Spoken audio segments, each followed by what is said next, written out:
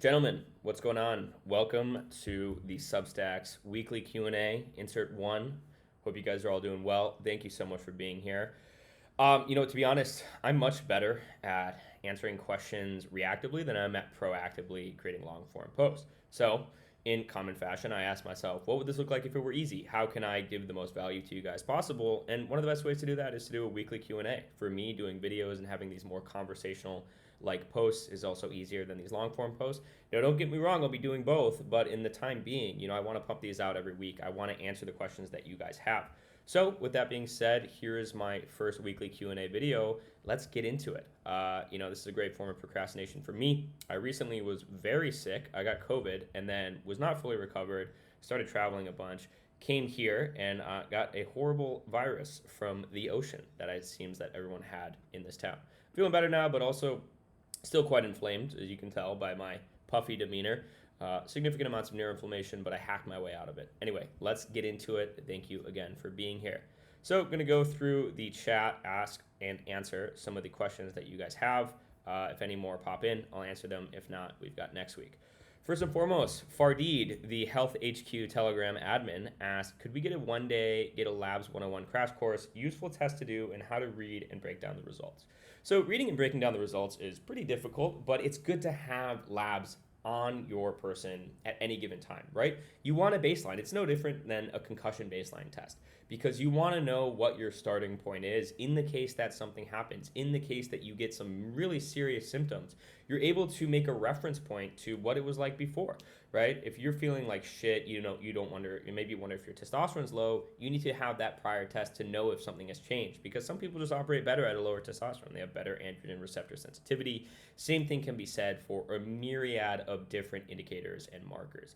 Now, when it comes to tests that I think everyone should have, you want to have a CBC, you want to have a CMP, a complete metabolic panel. You really want to dig deep on your thyroid as well. A lot of labs will only give you thyroid stimulating hormone, but you want your T3, you want your T4 enzyme, and if you can, you want to reverse T3 because T4 converts into T3, which is the more bioactive thyroid hormone, but you want to see how much of that T4 is being converted into reverse T3, which is essentially the inactive form. You want to make sure that conversion is effective. When you're looking at hormone panels, don't just get testosterone. You want total T, you want free T, but you also want DHT, you also want estradiol, you also want prolactin. So make sure that you're getting all of those. There is a brand that Ryan's coming out with that's going to do a really effective job at giving you those full panel lab tests at hopefully reasonable prices compared to other competitors on the market, just because other competitors run up really fat margins. And then when it comes to actually analyzing tests, that is a skill and an art in and of itself. It's one that I've been working on a lot. If any of you have labs that you do want to look at, I do run a lab analysis and protocol service. So let me know. Happy to look at your labs and create some actionable insights for you. So hopefully that answers the question. I'll dig deeper, but CBC, CMP, full thyroid, full liver panel, and then full hormone panel. Alex asked, what are some hair loss treatments that don't fuck your hormones, e.g. finasteride, minoxidil? So first we have to understand how finasteride, dutasteride are wrecking your hormones. And they are doing that by inhibiting the 5-alpha reductase enzyme. Now that enzyme is responsible for converting testosterone into the stronger androgenic metabolite, which is dihydrotestosterone. As you guys know, and you'll see shortly when I release the DHT guide, DHT is my favorite hormone. I believe it is the true alpha male hormone. It gives you all of those positive psychological and physiological benefits that are associated with testosterone, right? The deep voice, the body hair, the cool, calm collectedness, the libido, the confidence, the feeling of being a man all comes from DHT. So if you're taking something that inhibits the enzyme that converts testosterone into dihydrotestosterone, you are removing that thing that makes you man. You may save your hairline, but what's the point of having a hairline if you have no libido, you have no confidence, you have no feeling of being a man? Now, the issue with finasteride and dutasteride in particular is that these symptoms and side effects seem to stay for some people after they get off the drug. They'll take finasteride, dutasteride, they'll get off of it, and they'll maintain those symptoms. They'll have no libido, they'll have horrible anxiety, they'll have muscle wasting, they'll have penile shrinkage. It is a nightmare. I highly recommend anybody considering those drugs to look up post-finasteride syndrome, look at the subreddit, look at some of those anecdotal reports. That should scare anybody away from using those. Minoxidil, not as many side effects, but it's a dirty drug. Remember that minoxidil was primarily used as a heart medication, but they started giving it to patients and they realized that those patients started growing hair in their palms. So, like most pharmaceuticals, they found an alternative use case, right? They already patented the drug, they already had it produced. They wanted to find a way to get it out to the public. So they're like, hey, put this on your hair, it'll help regrow your hairline. Once again, minoxidil, dirty drug, it'll get into your bloodstream. And it's going to only improve the hair loss growth phase, right? The second you get off minoxidil, it's not going to prevent male pattern baldness. So what can you do instead? Thyroid is one of the most important hormones, one of the most important organs when it comes to proper hair growth. So make sure that your thyroid is in check, right? Do not do a low carb diet. I think low carb diet is one of the worst things you can do for your hair. Anything that's going to really be spiking up your stress hormones and your catecholamines long term is going to have negative effects on your hair. Remember, the hair on our top of our head is not an essential organ. When our body and our biology is under stress, it's going to be one of the first things to go. Now, I am extremely predisposed to male pattern baldness. My grandpa on my mom's side, bald as a bat by the time he was my age. So I'm kind of a case study to see if I can maintain my hairline while maxing out my DHT. But hey, in the case that I go bald, I think it's worth it for the benefits that DHT gives me. Now, what can you do instead of finasteride or minoxidil? There's a lot of prowess and potential in some of these new peptides. GHK copper, first and foremost, I think is an incredible peptide for hair growth. Topically speaking, it's great for skin. I used it for my skin because my skin was fucked up from Accutane and a number of other pharmacological interventions. I find that to have a lot of prowess and potential. That plus zinc thymulin. Zinc thymulin is one that I'm looking into now. Seems very promising as well. And then from a systemic standpoint, BPC 157. Every time I hop on BPC 157, I notice new hair growth, not just on my head, but everywhere on my body. My beard, even body hair. It just grows so much faster and thicker, and I think it increases the potential for new follicle growth via angiogenesis and maybe some other mechanisms as well. So I'd look into those in terms of topicals. There's this company called Bloom, maybe. It's Blue. It's one of the Peters brands. They use a myriad of different active compounds as like this hair mask. I've been creating my own based off of that, so I want to give them credit. I've added some other things just to reduce tissue calcification on the scalp, clear up some of that dead tissue that may be clogging my follicles and, inhibiting their growth and proper function. So I think that's really important. I would cut out a majority of typical hair care products. I would look at doing that. The blend that I do is caffeine, taurine, what else? Baking soda, a little bit of salicylic acid via aspirin, methylene blue, and I also include zinc oxide. Zinc oxide for whenever I have a dandruff flare-up works really well for that. Dandruff is pretty correlated with shedding. You also have to differentiate between shedding and male pattern baldness, right? Is it androgenic alopecia or is it shedding? Typically with shedding, it's non-selective hair loss and it tends to grow back. With male pattern baldness, those follicles actually suffocate and they typically don't come back. So yeah, I'd look into those peptides. RU4856 is another one. I believe it is an isolated local selective 5-alpha reductase inhibitor. So it's going to inhibit 5-alpha reductase activity in your scalp exclusively. It doesn't seem to have the same systemic effects. I still err on the side of caution with those, but that one seems a little bit safer and efficacious compared to finasteride. But zinc thymulin and copper, GHK copper, are my two biggest oh wow moments, in conjunction with just improving your systemic circulation, making sure that you don't have any issues with vasoconstriction or blood flow, and making sure that you're hitting your nutrient baselines and that your catecholamines are low, your stress hormones are low on a baseline. Matthew asked how not to be skinny fat. You don't because I think addressing skinny fatness starts with addressing your baseline hormones, starts with addressing baseline activity. Skinny fat is a hole that you need to dig yourself out of. Get a lab test, see where you're sitting on your estrogen, on your prolactin, on your testosterone, and then move from there. A lot of it's going to start with lifestyle interventions. What kind of lifestyle are you living that's enabling you to be skinny fat? I mean, if you think about the skinny fat physiognomy, the skinny fat physiology, it is a pretty bottom of the barrel build in terms of rates of survival, right? So I would address your lifestyle in that case. I would address activities that you're doing. I'd address your baseline activity. I'd really optimize nutrition. I think if you do that effectively, just pretty much do all the things that everyone talks about on Twitter. Like, are you getting more sun? Are you pushing yourself physically? Are you pushing yourself across the board? Are you living a lifestyle that would require you to release more testosterone to increase your chances of survival? If you're in a basement, eating processed foods, not getting sun, not going out there, not interacting with the world, not competing, there's no reason for your body to release more testosterone. It thinks it has everything that it needs. So it's okay with being skinny fat, right? It's like the fat king, It has no need to release testosterone. It has no need to be competitive and be a physical specimen. So address it. I believe that being skinny fat, although it's a very physical thing, a lot of it comes down to the psychological component and the lifestyle component. Sean asks, curious how you generally prioritize mobility and stretching throughout the week and what role that plays in gym pre and post workout. Thanks, man. So I want to give you guys some context about how I got upper level mobility. I had a pretty atrocious ski injury. I tore my calf in half. I've always been big on weightlifting. I've always been kind of a meathead bodybuilder in my younger years, because it was a vanity pursuit. I just liked being big and I liked being strong. But after a number of injuries that I got throughout college, and then on top of that, having that pretty debilitating calf injury from a ski accident, I had no other choice but to just prioritize mobility because I couldn't really train and I wanted to get back to 100%. So I did that in preparation to get back into martial arts and taking martial arts really seriously. So I would just stretch all day. I'd be doing mobility work in the morning. Every morning I do a lot of corrective exercises with my shoulders and my hips, things that I could train because I, had only half a leg at that point. And I just made it a habit, right? A baseline habit. You get to a certain point where not doing mobility is more cumbersome than doing mobility because your body's accustomed to it at that point.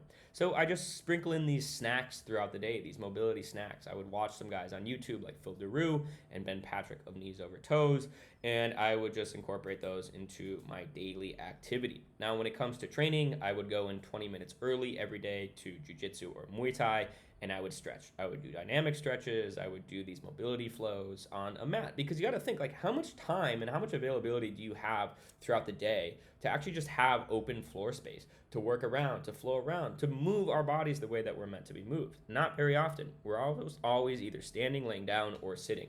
So I think the best thing that anyone can do if they're looking to get better mobility is to give themselves the opportunity to have floor space. Do you have a rug that you just dedicate solely to laying down on, keeping it clean? Do you have mats that you can lay on? A yoga mat's not good enough. It's too fucking linear. It's so small. You need wide open space. Or just get comfortable with laying on the ground. I mean, I just roll around on the beach every single day, and that's my mobility, right? Because I want that free-flowing nature. I don't have routines. I don't have protocols. I have set exercises that I flow in between, but all of it's really just an explorative process. So I recommend, getting a mobility session in when it's the easiest. Can you layer it on to a pre-existing habit? Can you do mobility before bed? Can you do mobility before your workout? Can you do Pomodoro sessions while you're working? 25 or 50 minutes on and then a 5-minute break where you're just doing mobility. I do mobility work when I'm on the phone. I'll go for a walk. I'll do all these stretches and eventually it just becomes second nature.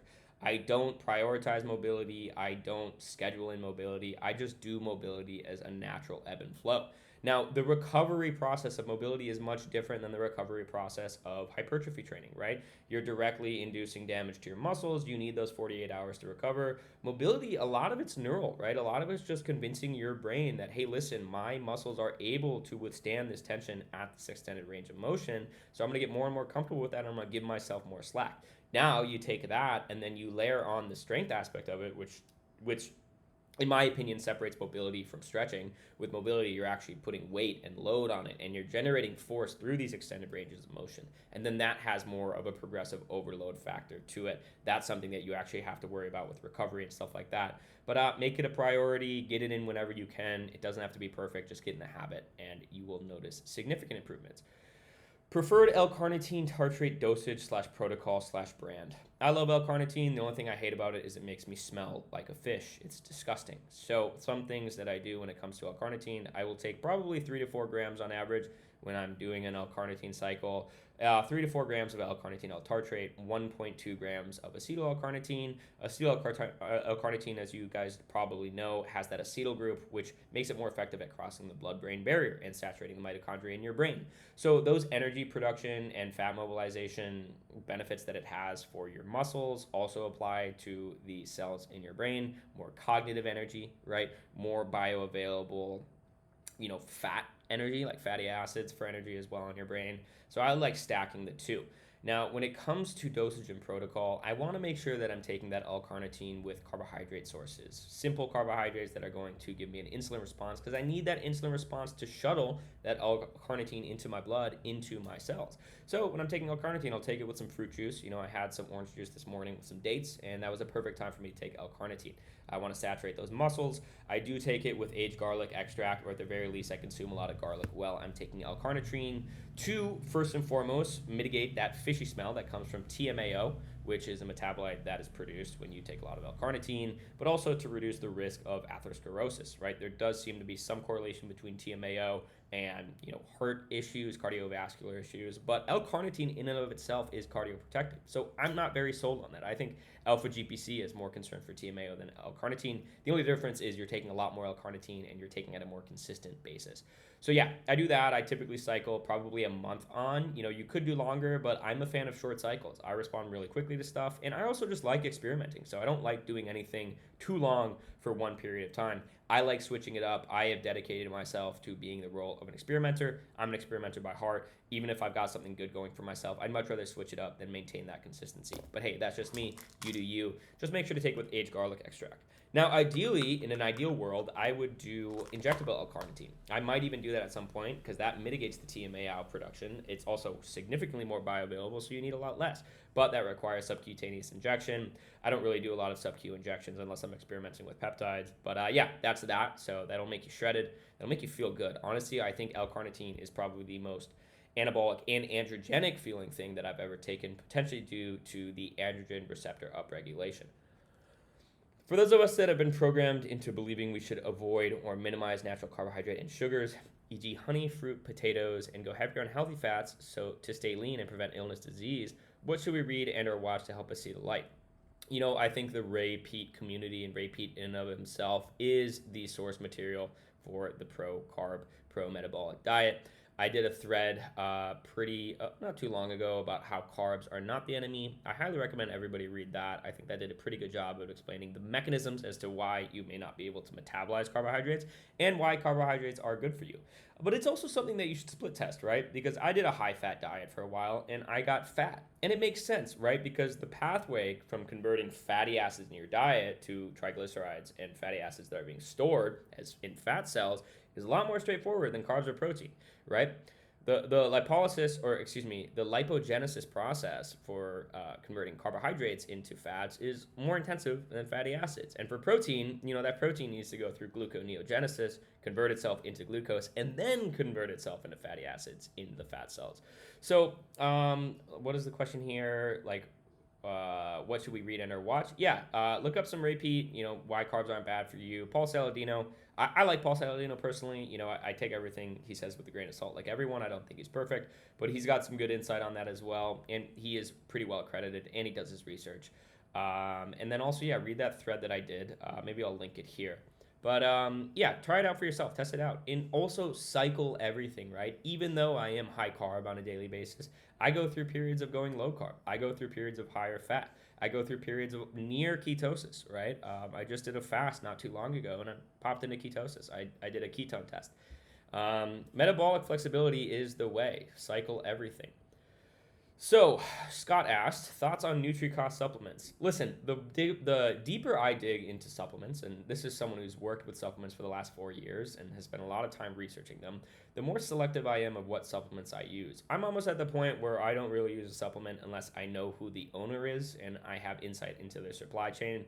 But, there's certain compounds that I'm okay with getting from places like NutriCost. The more simple the compound, the more confident I am in using them. I really just want to make sure that they have third-party lab testing, but even then, those are easy to fib. With NutriCost, I'll take some of their products. I'll take NutriCost creatine, I'll take NutriCost L-carnitine, some of these simple amino acids that the production process is relatively straightforward. I think if you are going to take a supplement, go quality over quantity, really. You don't need to be taking a bunch of a supplement. You don't need to be taking it for extended periods of time.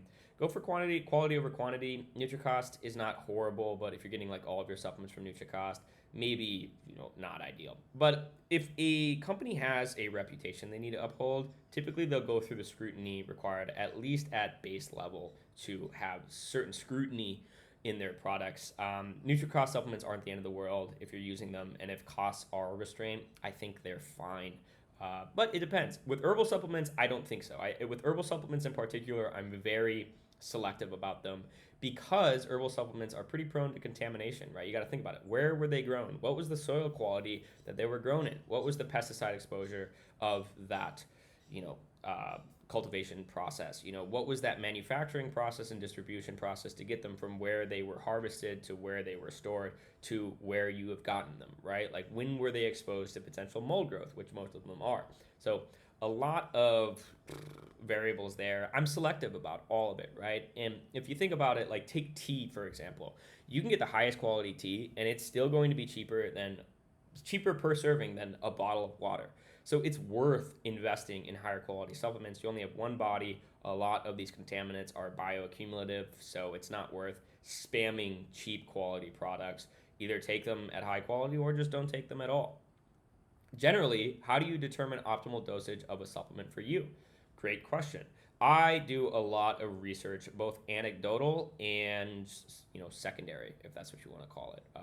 I go through examine.com. I'll go through a lot of different studies and see what dosages were used in those specific use cases. I'll go on Reddit a lot. I'll use Reddit to see what people's dosages are, and then I always start with a low dose. I believe myself to be a hyper responder. I'm particularly sensitive to compounds, possibly because I've just gaslit myself into believing that I'm sensitive and that I need less of a compound. Additionally, I think that I just have a very responsive biology. I'm sensitive to a lot of things. I'm sensitive to EMFs. I'm sensitive to dietary inclusions and exclusions. And I always start very low and then I titrate up. I take a lot of breaks. I take a lot of tolerance breaks, but I always start lower than the recommended dose. And I identify what am I supposed to feel? What mechanisms are at play here? And then also, what are the other mechanisms that may not be identified that I need to be cognizant of? So lion's mane, for example, I like lion's mane. I actually just took lion's mane this morning for the first time in a while. But I'm very cautious on my doses because I went through and I looked at all the potential side effects and underlying mechanisms, and I don't really want to risk that. I don't want those mechanisms to be, acting at large when I do higher doses. So with lion's mane, it does seem to be relatively anti-androgenic. It seems to be a mild 5-alpha reductase inhibitor. It also has a lot of negative side effects, allegedly, when it comes to some more serious adverse reactions. Lion's mane recovery is a subreddit. A lot of people seem to be getting fucked up by lion's mane. So I'm teeting with caution. I'm only taking 500 milligrams when the recommended dosage is between 1 gram and 3 grams. But I might titrate up. I might risk it because I want to see what kind of benefits I can get from lion's mane. For me personally, with treating this anhedonia that I occasionally deal with for the last 4 years or so. So start small. Continuously acquire research. Never assume that you have the full picture because you will never have the full picture because nobody has the full picture, right? Don't rely just on studies. Don't rely just on anecdotes. Gather as much data as possible and keep a running list of all that data and use that to inform decisions moving forward. All right, so that's everything from that section. I'm going to go back to that initial post in the Health HQ Insider Chat. If you have not joined the Health HQ Insider Chat and you are a premium member, please join. I want to have this be an open discussion. This is for you guys. The more questions you guys have, the more accurate I can be, making sure that the content that I'm posting is content that you guys want. So back to section number 1. Part 2 of the bulking series that'll come, I'm going to be talking about supplements as well as training. And then I actually gathered a bunch of insights from guys that are much more knowledgeable than me on hypertrophy and strength training. People like Dean, people like Abood, people like Francis, my boy Francis. So that'll be coming out. Yusuf asked something about antidepressants and how they can mess you up a while ago. More depth on this. So yeah, antidepressants can fuck you up really bad. Antidepressants fucked me up really bad. And there's a number of ways that these fuck you up. First of all, I just think that they're poisonous by mechanism. All right, most antidepressants use fluoride as a primary constituent. Right, it's literally called fluoxetine for a reason. That fluo stands for fluoride. I took SSRIs for a while. Don't ask me why. Shout out my primary care provider. Definitely didn't need them. I got off of them, but the side effects linger, right? And I got off easy. My side effects came from long-term usage. Some people have this near immediate negative response called PSSD, post SSRI sexual dysfunction, and that is a misnomer because the side effects go way further than just sexual dysfunction. My side effects didn't affect me from that standpoint. They affected me more from a cognitive standpoint, right? A dampened dopaminergic response, kind of inability to feel the high highs, right? Very much anhedonic baseline.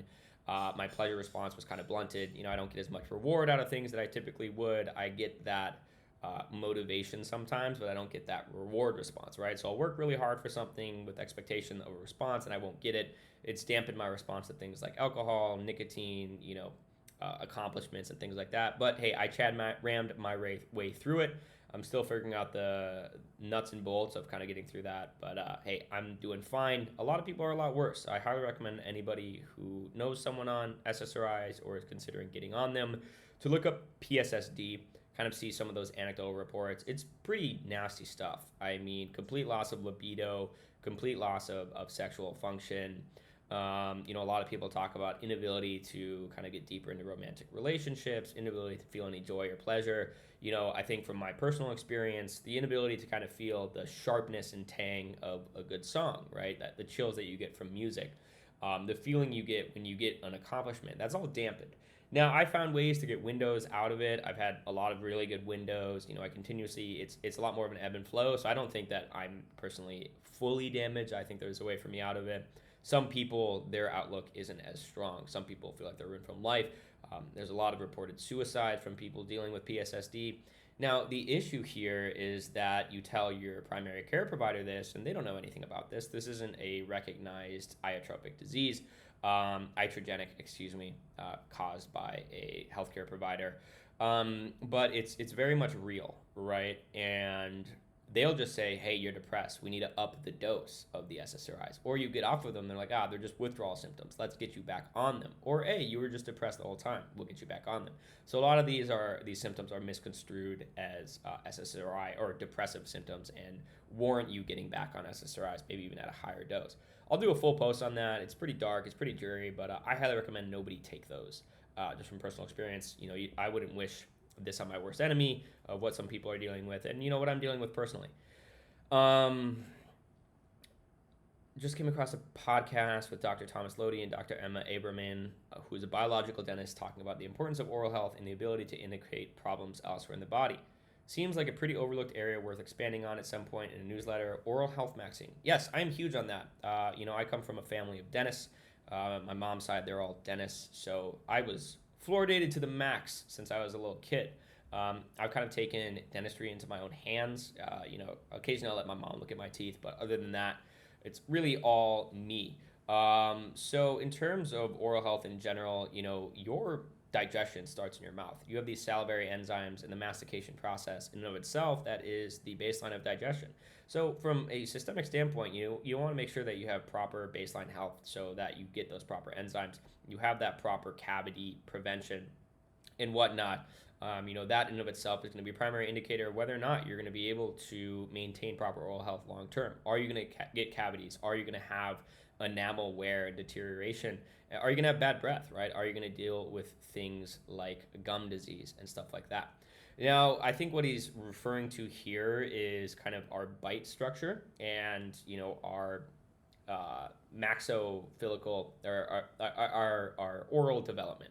Right, there's a lot of correlation between our oral development and our posture and our overall, structural health. I haven't dug deep enough into it to talk on it intelligently in this casual format. I'll have to do a deep dive, which I will do. I want to have Bowtied Gator on the podcast, so he'll discuss this further. I think he's really an incredible insight because he has, the traditional training of a dentist, but he also has the intelligence and foresight to see things from a more independent perspective, which I really respect. Moving forward, let's see what else we got here.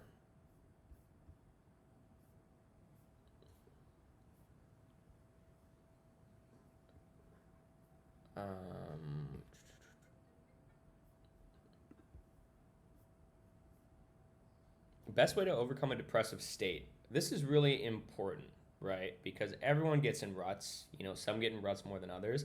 I think the act of getting in a depressive state is not a negative, right? Like, I'll admit it. I used to get depressed a lot.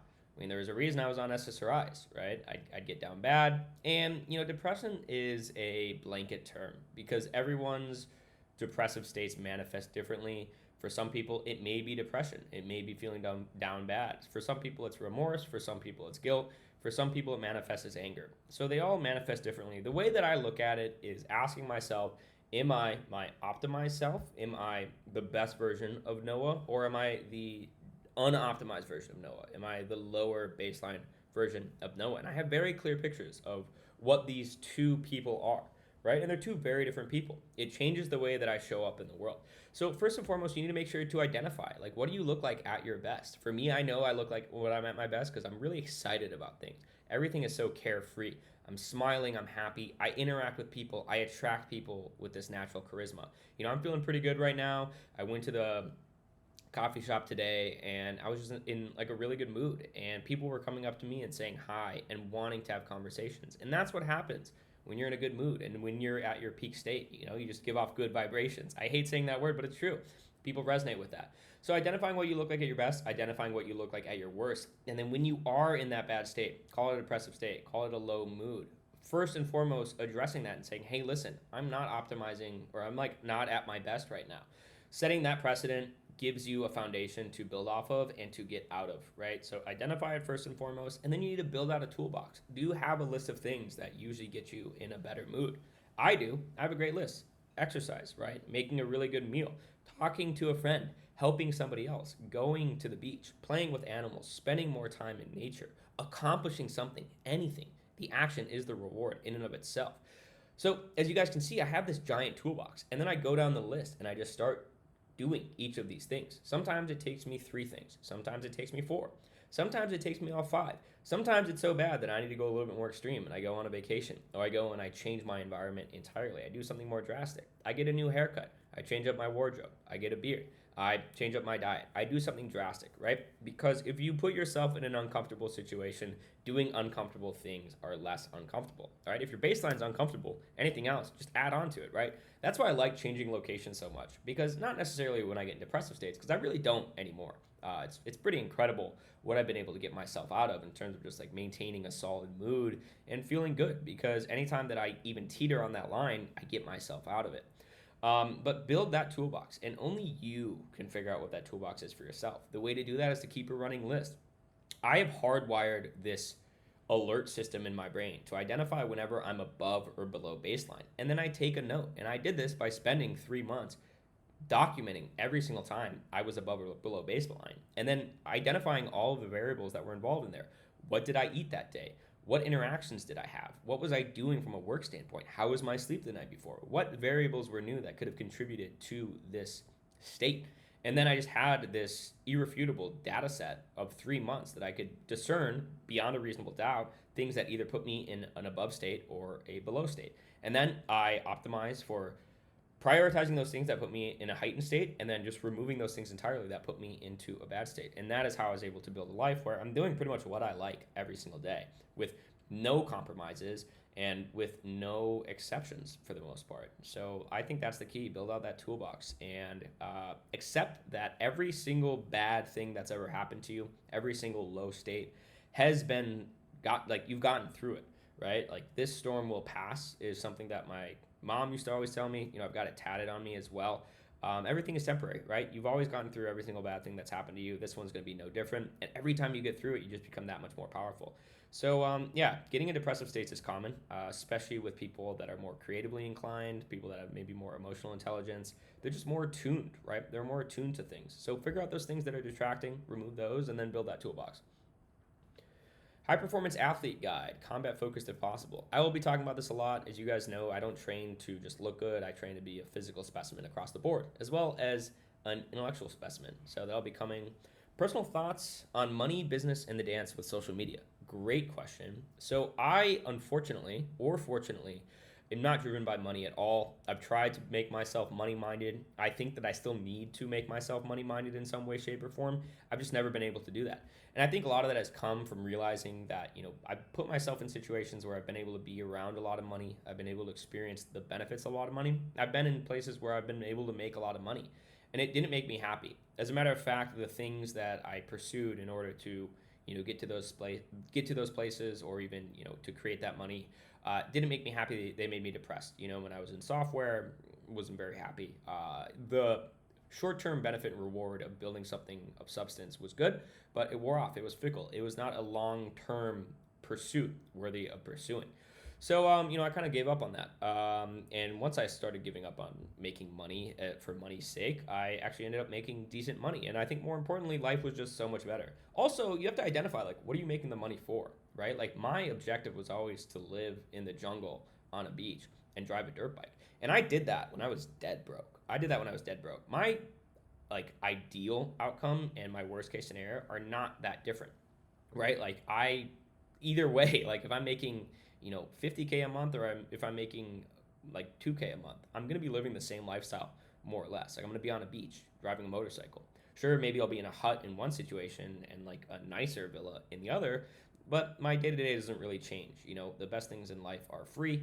I'm not a fan of materialism. I'm not a fan of, the hustle and bustle. I'm not really motivated by those extrinsic values and factors. Now, do I use them as a competitive driver? Yeah, because I'm competitive. So I want to compete with people for the sake of competing, but I know it's not going to bring me long-term happiness. And I think that's something that people mess up a lot. And that's why there's so many really successful people that are inherently unfulfilled, because they are chasing goals that are not bigger than themselves, right? They want things for themselves. They want a nicer car. They want a nicer house. They want more chips in the bank, but they're not asking what they want for the world. And I think that's really important. That's something that's driven me. I'm not driven by money. I'm driven by influence. I want to make a lasting impact on other people, because that's what makes me happy. And that's my role in this world from what I've been able to deduce at this young age. Business. I love business, or I love the business a lot. I started my first business when I was 16. I've never had a real job. I love the way that it incentivizes and is a proxy for personal growth. All of my personal growth came from wanting to become better at business, right? All of it, right? Because it was a goal that was bigger than myself. I don't really care about improving myself, because at the end of the day, I'm cool with living on a hut on the beach doing nothing all day. But when I had a team, when I had employees, when I had people that I was responsible for, I needed to be the best that I could be for them. I needed to be better than I could be, because I needed to be a good impression for them, and I needed to guide and lead them. I studied a lot of leadership in college. I was in a leadership program, and it was relatively arbitrary, but it gave me a lot of good source information on leadership. And the best thing I got out of it was making me a better person, punching above my weight. So I think business is an incredible proxy for self-growth and development. I think it is the frontier in terms of competition and natural drive that we all have as humans. I think it can very easily get misled and misconstrued. I'm much more interested in expanding ideas than I am expanding on business. I was reading Good to Great, and what is the guy's name? Whoever the guy is who's like the father of modern economics, he said of modern management. He says what gets measured gets managed. He told, I think Tim Collins is the founder of Good to Great, this really good quote when Tim Collins was kind of stuck on whether he wanted to be an author or a business operator. And he said, you can have good ideas or a good business. You can't have both. Or no, good ideas or a good company. You can't have both, right? So I hit an inflection point, while I was still growing my agency, and I was in the process of kind of growing this Twitter and starting to create more content online. And I was like, oh, like I don't really give a shit about having a great company. I want to have great ideas. So I went all in on that. And, I believe that money follows value. I believe if you have audience and attention, you will always prosper. So I doubled down on that. And, I'm playing the long game here. I want to be doing something I'm happy about 10 years from now. And I don't really care for growing a massive business. I care about growing massive ideas.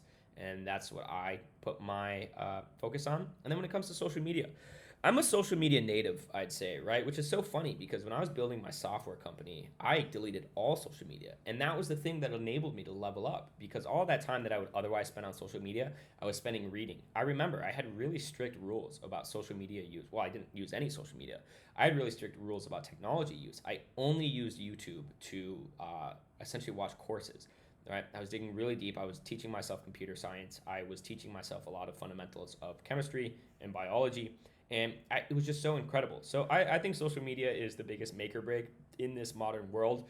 But it's also an addiction, and I'm addicted. And the issue with social media compared to other addictions is you can't just cut it out cold turkey, especially if you work on it like I do, right? If I were an alcoholic, it'd be really easy for me to detract from my alcoholism, right? I would have support from my peers, I'd have support from groups, and then I'd just keep it away from me. I wouldn't bring alcohol into the house. I wouldn't go to places where alcohol is common, but that's not the case with social media, right? I can't just keep social media out of my house. I can't just keep my phone out of my house because that's where my livelihood comes from. It's a double-edged sword, and anything that is powerful will have equal capability to be powerful for good or for bad. So for me, it's about setting a lot of boundaries with myself, treating myself as if I'm someone that I need to be responsible for, right? Setting screen time limits, utilizing tools at my disposal to remove the friction from me doing good things and increase the friction between me and bad things. So I don't have social media on my phone. I upload everything to iCloud automatically, and then I just upload it from my iPad or my computer. I really try not to use YouTube on my devices. I have a separate browser for work where everything is behind like a block site. I use Newsfeed Eradicator. So I'm not really that avid of a social media user. Like I don't go on Twitter that much to scroll. I don't go on Instagram that much to scroll. I have accepted my role as a creator and not a consumer, and I try to be stringent on that. But man, it's still tough. I am telling you guys, my attention span has been destroyed by social media. It's almost like a price that you have to pay. But I'm working on it. I'll do a full post on how I break it down as utilizing social media in a healthy manner when you work on social media. But I will say it is very tough. Someone asked how Sobra eats raw cheese with olive oil drizzled all over it, aka high fat snacks meals and stays so shredded. Guessing it's something to do with meal timing.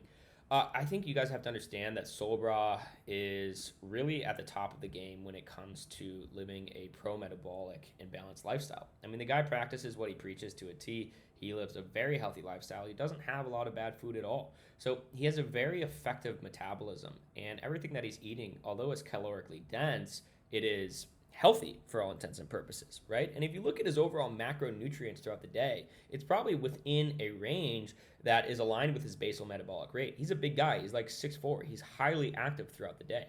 So he can have high fat snacks and meals. Also understand that some people are better at metabolizing fat than they are carbohydrates and vice versa. I'm not a very good fat metabolizer. I never have been. So if I eat a lot of fats, I will get fat. So he does that effectively. Everyone is different. Maybe you are a high fat metabolizer as well, but I think becoming healthier, for me, it's aligning myself with nature. I get away with eating a lot more. But you have to look at it from an overall perspective. Look at his overall caloric intake, and it's probably aligned with what he would fall in based on his activity, his lean body mass, and his height, size, and weight. Do I have any thoughts on castor oil? Yeah, I mean, castor oil really is an interesting compound to me. I've seen a lot of people use it in like those castor packs for things like mold. I know that you can take it orally and it increases hair growth and the darkness of your hair, which is really interesting. I want to look into its effects on melanin. I occasionally use castor oil as a topical for my eyelashes and eyebrows, just as an experiment. It does seem to improve hair growth somewhat, especially combined with something like derma rolling. I don't have the specifics on mechanisms there, so can't really talk about that deeply yet. But hey, that's what the long form's for. So Trad Chad, I will go into that for you. A post on not measuring in the minors could be interesting. This is from Krish. Krish is the man. I actually hopped on the phone with him. Yeah, I think this is where a lot of people mess up in the health space. I don't know if you guys have noticed, but a lot of these bigwig health guys don't look that healthy. And the reason for that is because they get obsessed with the minors. That's what happens when you dive into a certain level of depth that's required to be an expert in this space, is the things that you're focusing on. become so important because you just get a myopic view of everything. You forget to look up and smell the roses every once in a while. So give it, maybe it's just my natural proclivities, but I get bored of stuff and I move on to things really quickly. I become hyper obsessed with them, and then I realign myself with the big picture, and I realize that it's not that big of a deal. So I kind of get the best of both worlds, right? I'm able to go into that depth for a period of time, but then I'm able to look up and see the horizon, and I'm able to see the bigger picture. I don't think you should major in the minors. I think you should dabble in the minors and find a way to make them sustainable, right? Get obsessed with them for a little bit, go all in, act like it's the end all be all and it's everything, and then find a way to pull yourself back and look at the bigger picture. At the end of the day, when it comes to health hacks, I mean, my biggest health hacks are just spending more time in nature, right? It seems to solve everything. Avoiding contaminants, avoiding the inherent toxicities of life. I mean, I'm relatively neurotic, but not in a way that it impedes on my lifestyle, right? Like I go to bed, there's no EMFs in my room. I sleep with my windows open. I'm pretty cognizant of mold and stuff, but I also trust my biological capability to withstand these toxins in small hormetic doses. So yeah, don't major in the minors or else you become a dork, but you should dabble in the minors as much as you can. One of the biggest needle movers for me is something that Chris also asked. It's more time in nature. I'm telling you guys, nature heals all. More time grounded, more time without your shoes, more time just sitting outside. I will be honest. I think a lot of my connection with nature has always been there. I've always been a nature guy. I've always just had this incredible reverence for nature. I've been a jungle boy my whole life. I grew up in Minnesota, but I've always been obsessed with nature. I felt so good in it. I felt so at home. I think some of us just have more primal proclivities, right? Some people feel great living in an inherently unnatural lifestyle like the big city. Some people just need nature, and they're more sensitive to our natural environment. A lot of that was reinforced when I went to the Amazon for 2 weeks and I did a bunch of ayahuasca. But I think, regardless of the high doses of ayahuasca, spending 2 weeks in the jungle, not talking to anyone, with nobody, not eating really any food, and just sitting there with nature will do some crazy stuff for anybody. So maybe consider a silent retreat in nature, see what that does to you. Let's see, what else do we got here? Do I use a natural face cleanser? I don't. I have very acne prone skin. As you guys can probably see right now, I've got like a little bit of acne here. A lot of that comes just from probably the fact that I have some intestinal permeability. I think additionally, some people tend to use their skin as a detox organ more than others. I definitely do. So whenever I have dairy, which I just had, I started experimenting with colostrum again. I get minor breakouts, and that seems to be an issue. I don't use a facial cleanser currently because I'm going in the ocean every day, right? I'm going in the ocean, and then I rinse off. I do that like twice a day. So that's a natural saline solution that acts as a natural exfoliant as well with all that sand. I don't use a facial cleanser. If I were to use a facial cleanser, I'd probably use like an olive oil based cleanser. What I will do is I exfoliate. So I have these cotton towels, and I use those. That acts as a good way to kind of break up any sebum in my pores.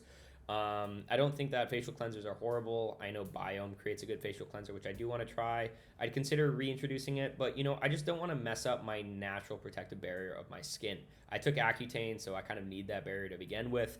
And every time I do use a facial cleanser, my skin health seems to get worse. So I want to maintain that natural barrier, especially because I get a lot of sun. So I need that for hydration and UV protection.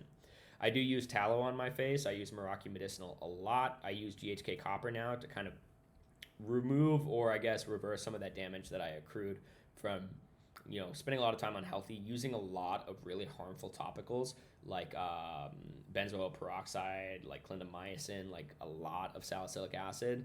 So kind of just recovering from that. Modern problems require modern solutions. Full ADHD guide. That'll be coming soon. I will be doing a full ADHD guide of everything that I've done to go from a extremely hyperactive individual. Guys, I'm going to be honest. It's very hard for me to operate as a normal person. But hey, that's great, because if it's hard for you to operate as normal, it's pretty easy for you to operate as exceptional.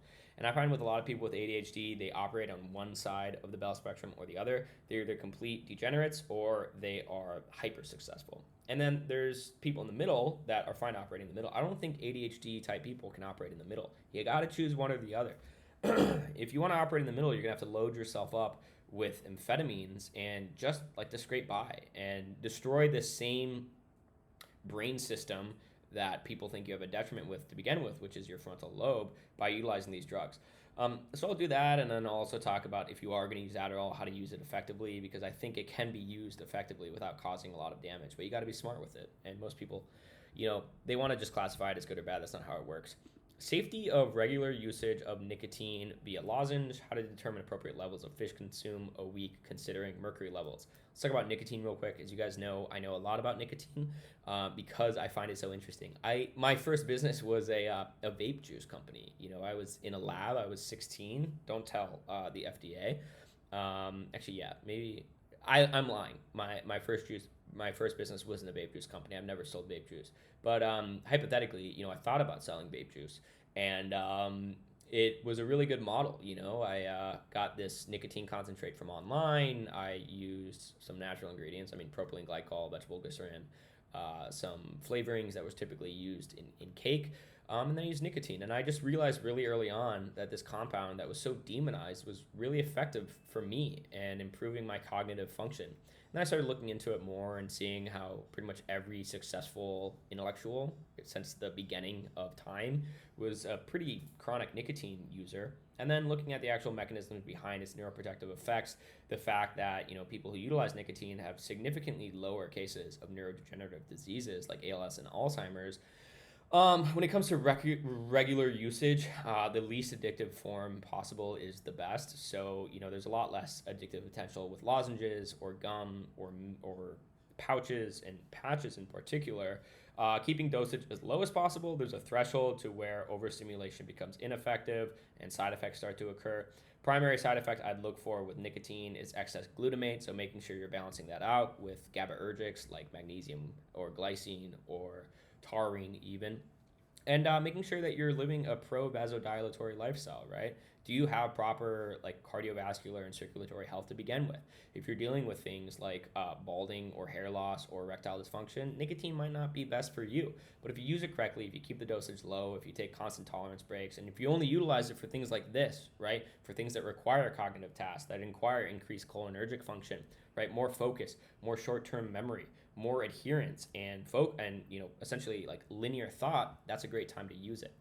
So that's my thought. In terms of appropriate levels of fish to consume in a week, this is a tough one, right? You got to look at how much mercury is being absorbed first and foremost, right? The more balanced your minerals are, the less chances you have of those heavy metals being lodged into your tissues, right? Because heavy metals are ionomically similar, right? They're ionic mimickers. They mimic the structure of these essential minerals that we need to have for proper function and that we don't have a lot of. So if you have a deficiency in, say, zinc or selenium or anything like that, those minerals are much likely to lodge to those receptor sites and act as if they were, say, zinc or selenium. So make sure that your minerals are in check first and foremost. When it comes to eating fish, I want to make sure that I'm not having a lot of these large fish that bioaccumulate metals. The longer a fish's lifespan is, the more chance it has to eat more fish that have other mercury in them or other heavy metals in them.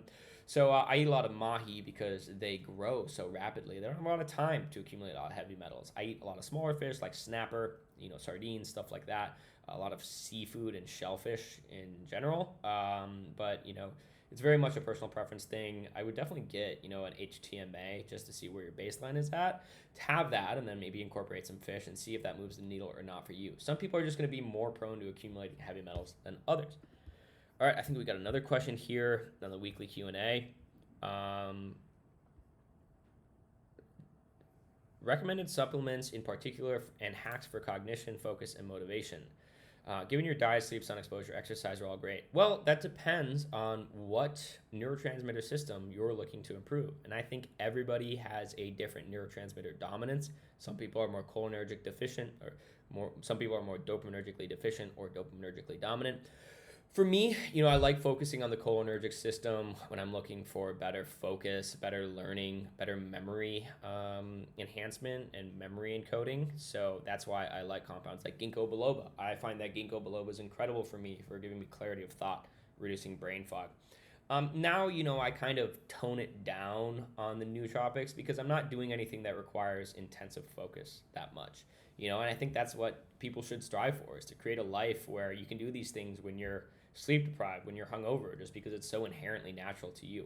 Now, I'm writing a book, so in that case, I'll probably be using some more nootropics. I really like Notable. My good friend Nupro has, in my opinion, is probably the best formulator that I've ever met. One of the best formulators out there through and through, knowing a lot of formulators and being a formulator myself. He's created a really incredible dopaminergic product with Notable. I always take lower doses on everything. I really like Alpha GPC. If I'm doing a podcast and I really need that sharpness, I'll take Alpha GPC and maybe some ginkgo biloba as well. Everything happens in a threshold. You don't want to have too much cholinergic function. There's a cholinergic hypothesis of depression. Too much choline and you might actually feel depressed. So you got to experiment with all of them. I really like L-tyrosine. It's a very mild dopamine precursor. I take it with phenylalanine for that enhanced synthesis. Motivation-wise, what is the best thing that I've used for motivation? Uridine monophosphate has been really effective for me. I find it to be really good for task saliency, which is something that I want to focus on. My desire and ability to start new tasks, because that's something I struggle with. But experiment for yourself. I'll probably drop like my favorite nootropics guide pretty soon here. What do I find? What else do I do to find balance / recover? Guessing BJJ, but curious if there's more besides it, and down-regulating activities too. I just have like a very balanced lifestyle to begin with, I'd say. I don't really need to recover because my lifestyle is just so pro-recovery to begin with. I spend a lot of my time just hanging out at the beach, relaxing. I live a relatively low-stress lifestyle. I chill out quite a bit. So those are kind of things that I do. I just set like low stress as a baseline. When I'm really looking for recovery, I love hanging out with animals. I don't think there's anything better. I befriend animals all the time. I live in an environment where there's a lot of animals. That's something I prioritize. I want biodiversity. Just spend time in nature, spend time with animals. There's nothing better for me. Other than that, I love cooking. I love anything related to food.